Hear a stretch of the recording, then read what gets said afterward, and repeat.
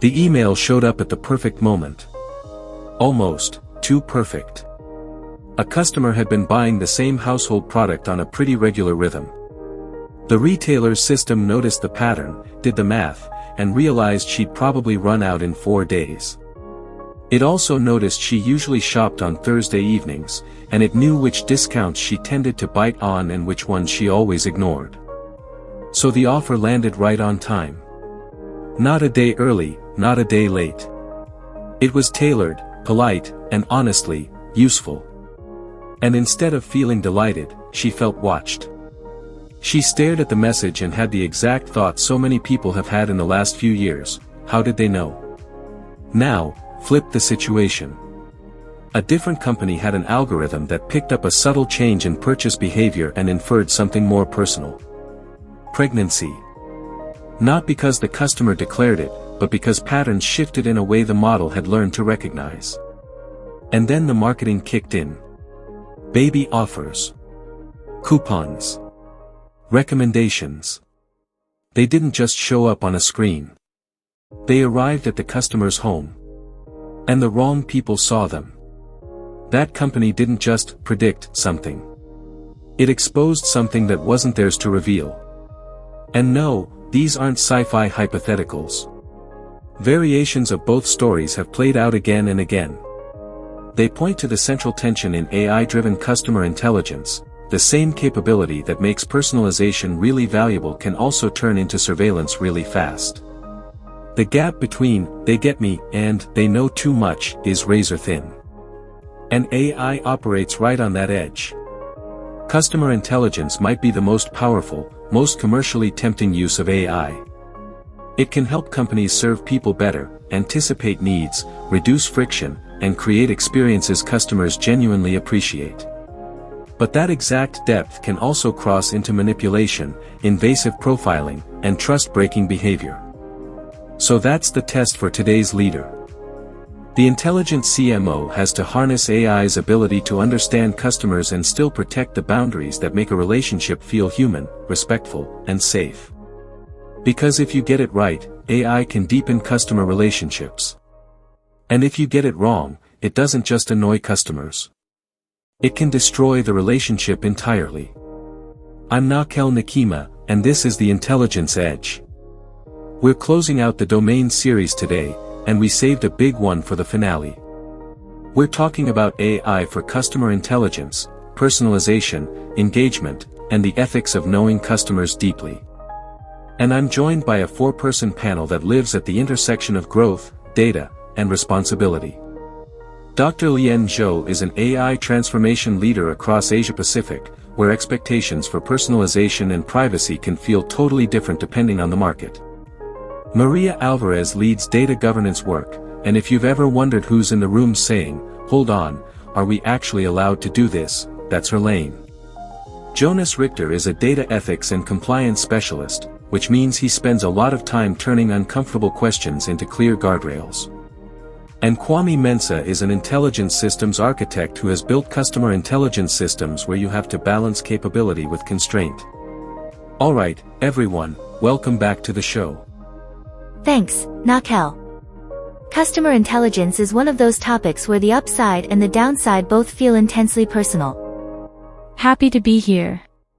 This is definitely the place where privacy, value, and customer trust crash into each other. Good to be here. When AI touches individual lives this directly, ethics stops being abstract really quickly. Thanks, Nakel. This domain is where the technical power and the ethical limits meet head-on. Let's start wide. When we say AI is transforming customer intelligence, what do we actually mean? Lian, can you map the transformation for us? Sure. I usually break it into 3 shifts, and each shift comes with both value and risk. First is understanding. AI can absorb huge volumes of signals about a person and turn it into what looks like a coherent picture: preferences, routines, behaviors, patterns. That's the foundation. And it's also where that "knew too much" feeling begins. Second is prediction.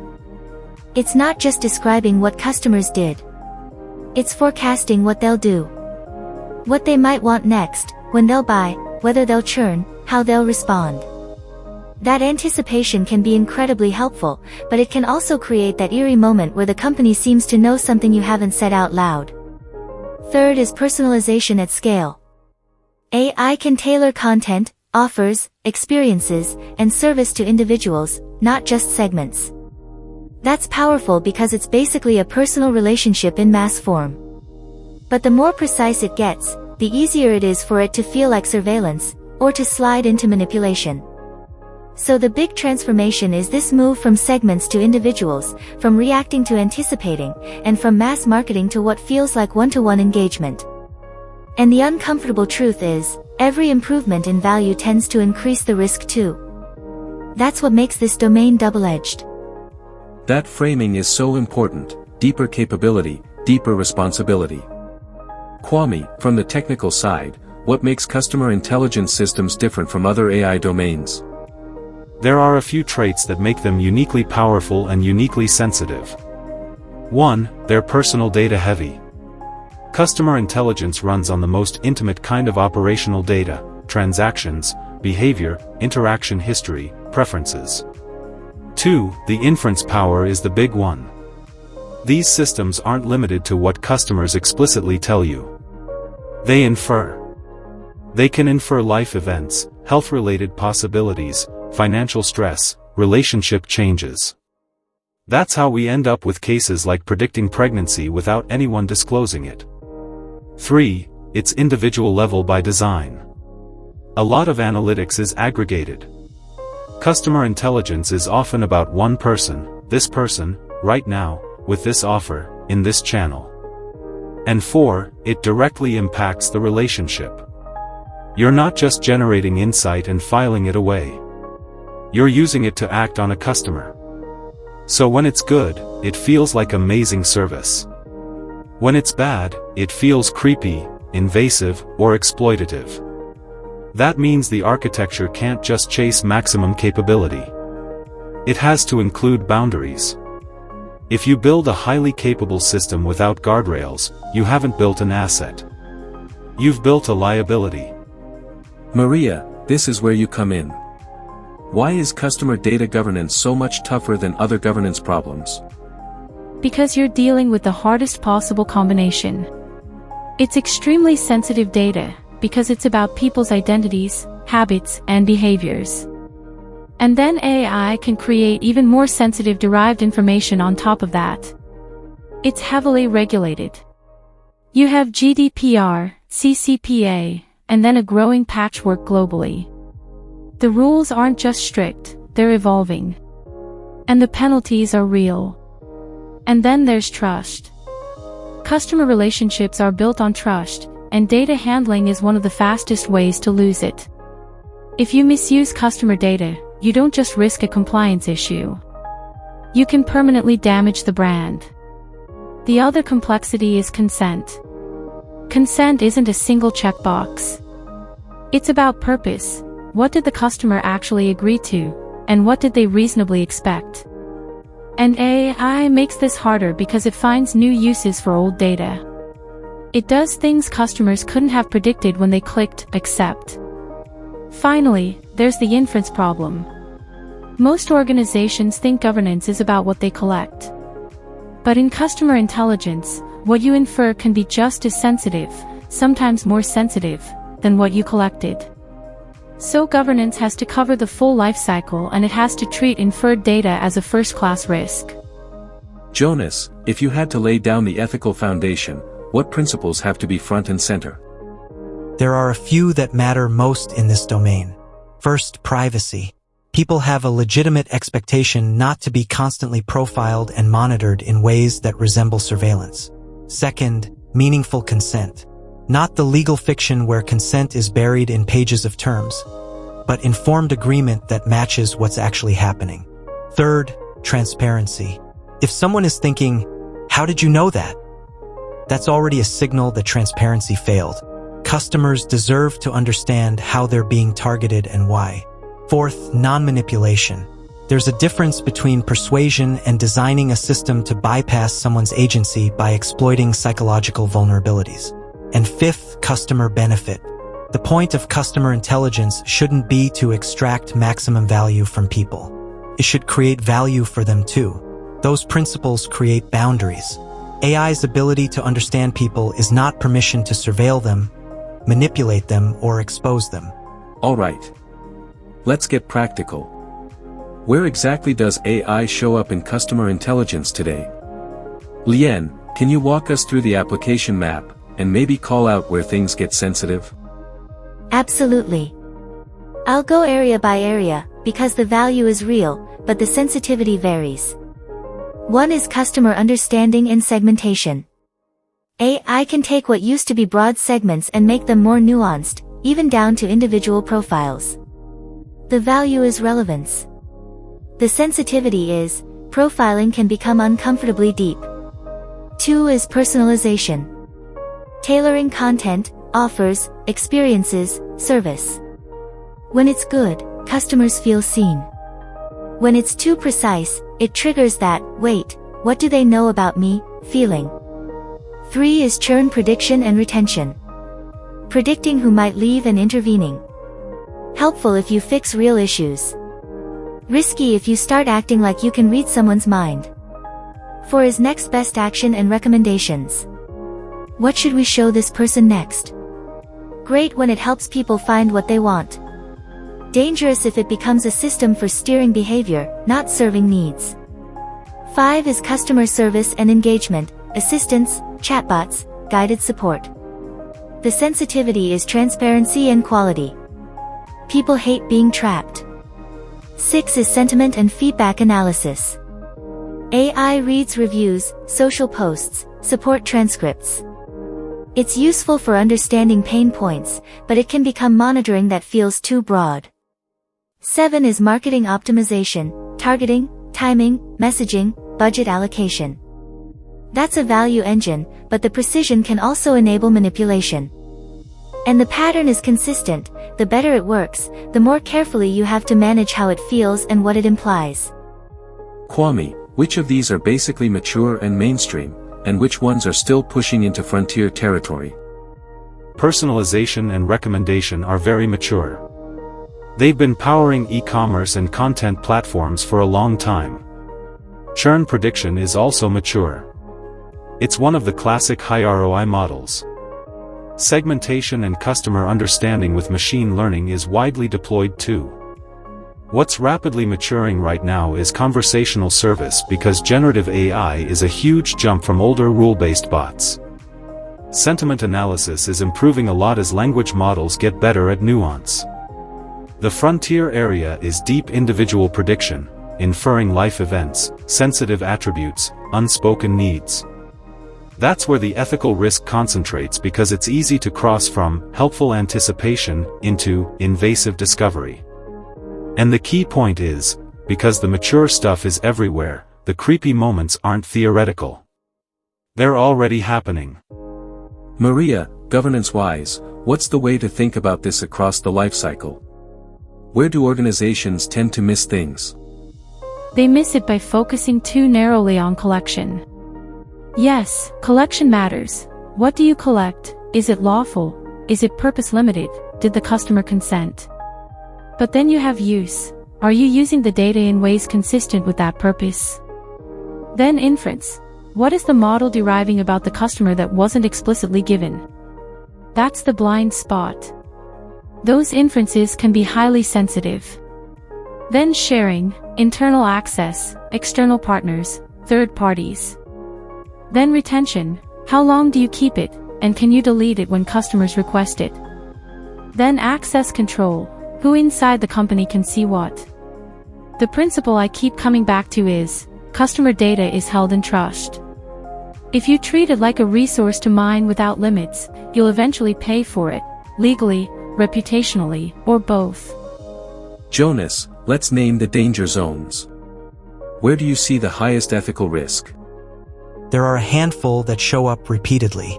One is invasive inference, inferring health status, pregnancy, sexuality, financial distress, emotional state. The fact that a model can infer it doesn't mean it should, and it definitely doesn't mean it should act on it. 2 is manipulation. Systems designed to exploit biases, manufacture urgency, or push people in ways that bypass their awareness. 3 is surveillance creep. Organizations slowly expanding tracking across channels until they've built a near-total profile. 4 is exploiting vulnerable customers. AI can identify vulnerability and then target it. That's ethically unacceptable. 5 is consent violation. Using data beyond what a person agreed to, or in a way they couldn't reasonably anticipate. And 6 is what people often underestimate. The creepy line. Even if something is technically legal, if it feels unsettling, customers pull back. Trust erodes. In all those zones, the consistent rule is that short-term gain can lead to long-term collapse. Let's dig into that paradox you hinted at earlier, Lien. Customers want personalization, and they're also scared of it. How do you explain that without hand-waving? It's not contradictory. It's two legitimate desires at the same time. People want relevance. They want recommendations that actually fit. They want service that doesn't make them repeat their story. They don't want to be treated like a stranger every time. But they also don't want to feel monitored, profiled, or surprised by what a company seems to know. So the question becomes, what kind of personalization are we doing? If it creates value for the customer, it tends to feel good. If it's mainly extracting value for the company, it tends to feel gross. If it's transparent, it's more acceptable. If it's opaque and mysterious, it feels invasive. If it falls within what the customer expects, it feels normal. If it reveals unexpected depth, it triggers that "how did they know" reaction. And if it's bounded, it feels like service. If it's totalizing, it feels like surveillance. The intelligent CMO has to operate inside that balance, because personalization is only helpful as long as trust stays intact. Kwame, let's make this concrete. How do you design personalization so it feels like service, not like spying? You have to make deliberate design choices. It doesn't happen by accident. First is purpose limitation. Be explicit about why you're personalizing and keep it tied to customer value, not anything we can do to increase conversion. Second is transparency by design. Give people a way to understand why they're seeing something. Even a simple, "you're seeing this because," can change the emotional experience. Third is staying inside consent. Don't build systems that quietly stretch beyond what was agreed. Fourth is bounded inference. This is huge. Decide what the system is allowed to infer and act on. Just because you can infer something sensitive doesn't mean you should. Fifth is customer control.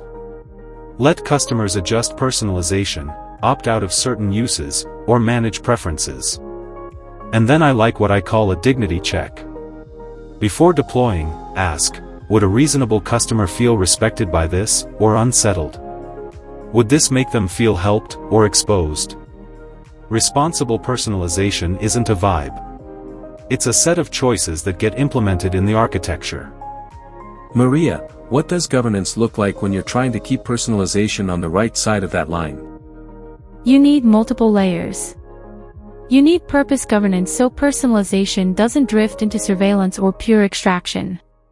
You need inference governance so teams know which inferences are acceptable, which require heightened protection, and which are off limits. You need consent governance so personalization doesn't quietly outgrow the permissions people gave. You need transparency governance that forces teams to think, how will the customer understand this? And you need boundary governance, explicitly defining that creepy line and manipulation line, and building reviews that catch edge cases. Also, vulnerability governance. If your system can identify vulnerable groups, your controls have to prevent targeting them in harmful ways. And finally, testing governance. Not just A/B testing for clicks, but assessing customer impact. Does this feel helpful, or does it feel invasive? If you only measure performance, you'll optimize toward behaviors that erode trust. Jonas, you mentioned the manipulation line. People argue about it endlessly. Where is the line, really? How can leaders tell when personalization becomes manipulation? The line can be blurry. but there are reliable markers. First marker: whose interests are being served. If the customer clearly benefits, that's personalization. If it's designed primarily to benefit the company regardless of customer well-being, you're drifting toward manipulation. Second, does it respect psychology or exploit it? Presenting relevant options is fine. Engineering false urgency or triggering emotional reactions to override judgment is not. Third, is it transparent or hidden? Manipulation tends to rely on the customer not understanding what's happening. Fourth, does it target vulnerability? If you're targeting people because they're addicted, distressed, cognitively limited, financially fragile, that's a major ethical red flag. And fifth is my favorite because it's practical: the disclosure test. Ask yourself, would we be comfortable telling the customer exactly what we're doing and why? If full honesty would make the customer feel violated or tricked, that's not a marketing win.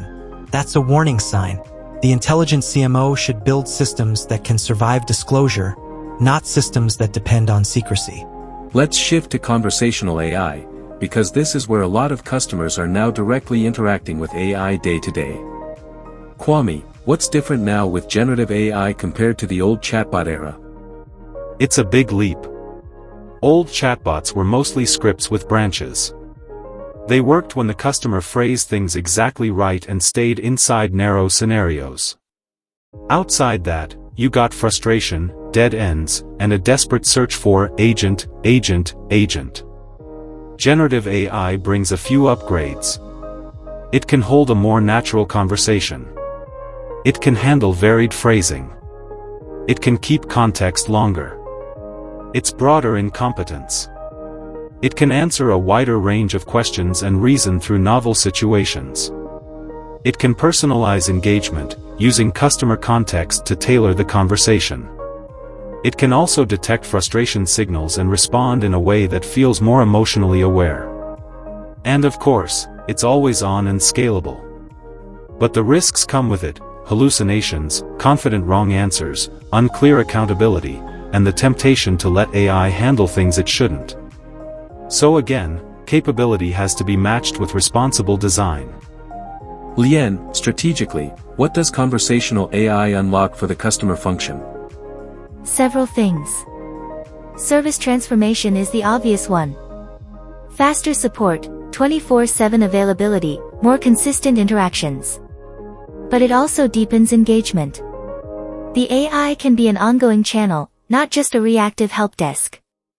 It creates insight. Every conversation is data about what customers want, what confuses them, where friction lives.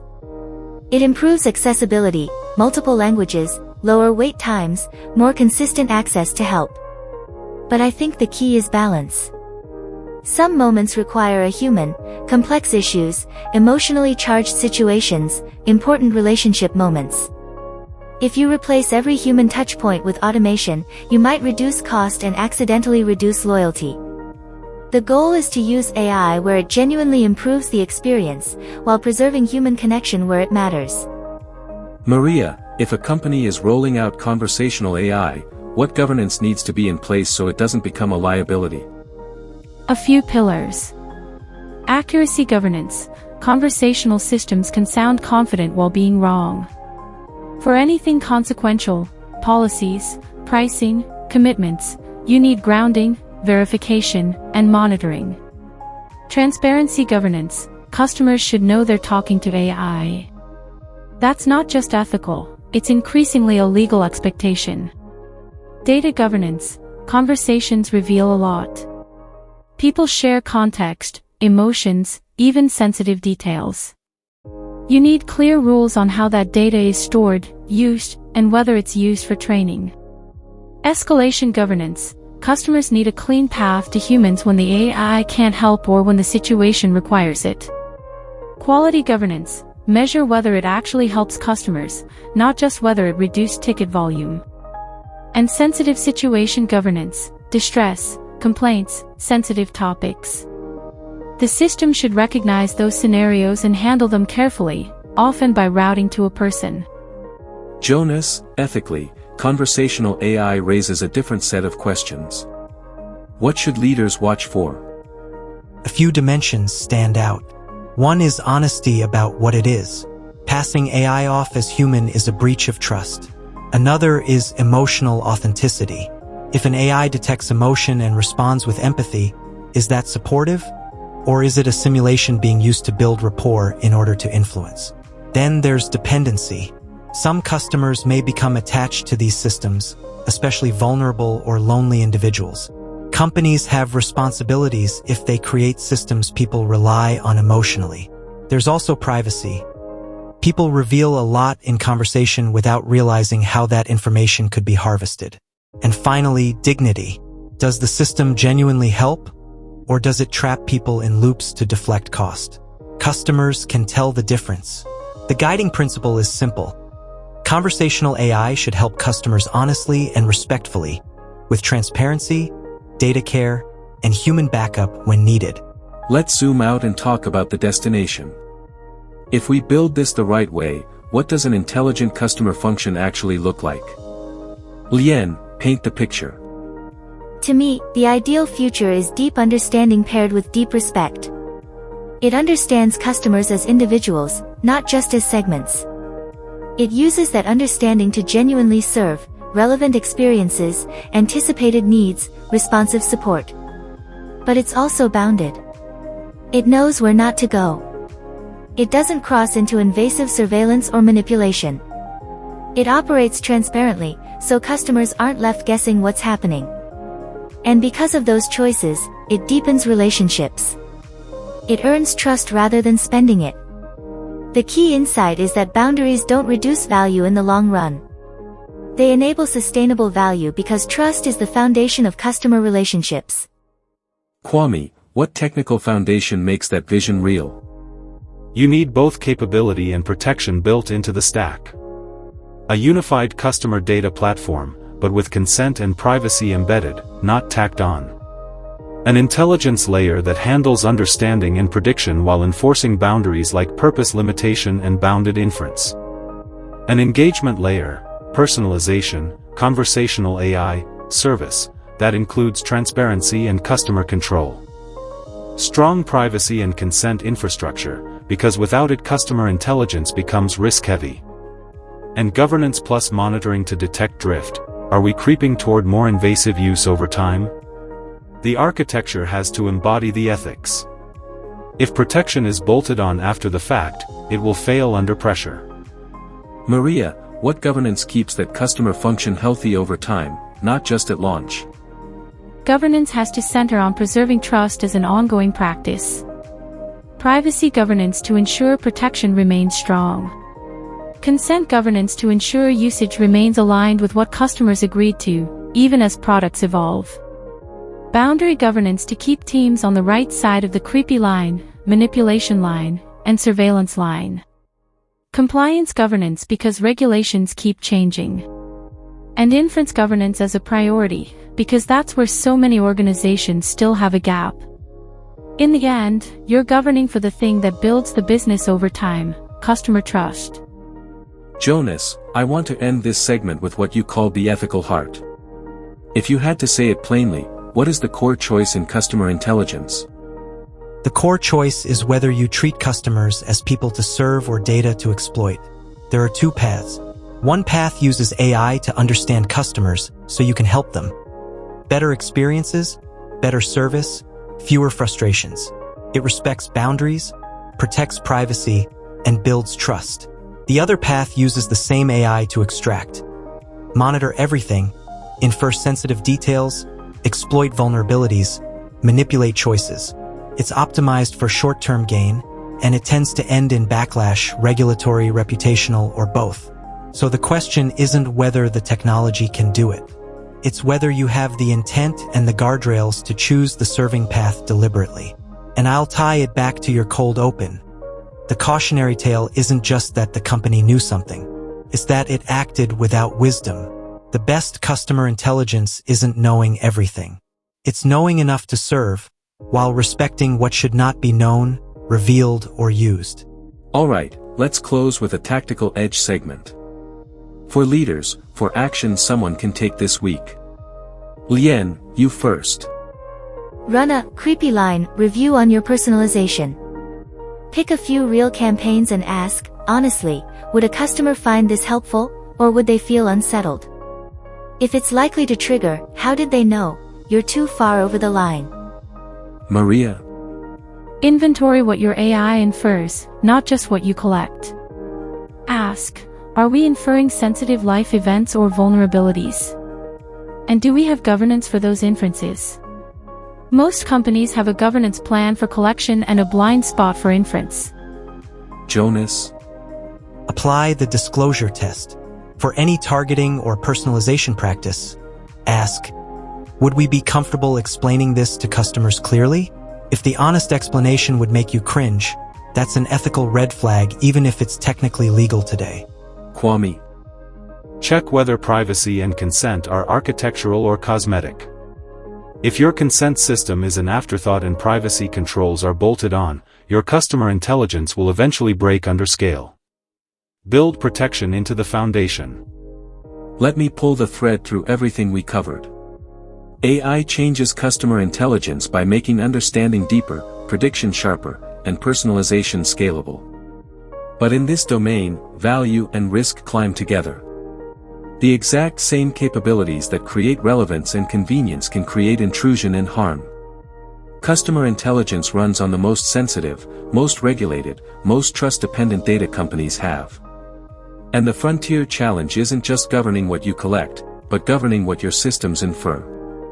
The personalization paradox is real. Customers want personalization and fear it at the same time. The way through is how you do it, value creating instead of value extracting, transparent rather than opaque, expected instead of surprising, bounded rather than total. And the line between personalization and manipulation can be tested, whose interest is served, whether psychology is respected or exploited, whether it's transparent or hidden, whether it targets vulnerability, and whether it survives disclosure. Conversational AI is transforming engagement, more natural, more capable, always available, but it demands accuracy controls, transparency, escalation paths, and a commitment to dignity. And the North Star is the intelligent customer function, deep understanding paired with deep respect. Because in customer intelligence, boundaries aren't a blocker to value. They're the condition that makes value sustainable. That opening story is the cautionary tale. A company that knew too much, and acted without care. The better story is an organization that knows enough to serve well, and has the wisdom to respect what shouldn't be known, revealed, or exploited. This wraps our domain series on finance, operations, strategy, and customer intelligence. And the through line is simple: AI is powerful, but power without judgment erodes what matters most: trust, ethics, and the human core of decision-making. To our panelists, thank you for closing this series with us. Thanks, Nakel. Great way to end the run. Thank you. This conversation is only getting more urgent. A vital final chapter for the series. Appreciate it. Always glad to be here. Important discussion. Next week on The Intelligence Edge, we shift from opportunity to risk with a new episode, AI Risk Management, the downside of machine reasoning, and how organizations build systematic defenses. Until then, I'm Nakel Nikima. Make better decisions.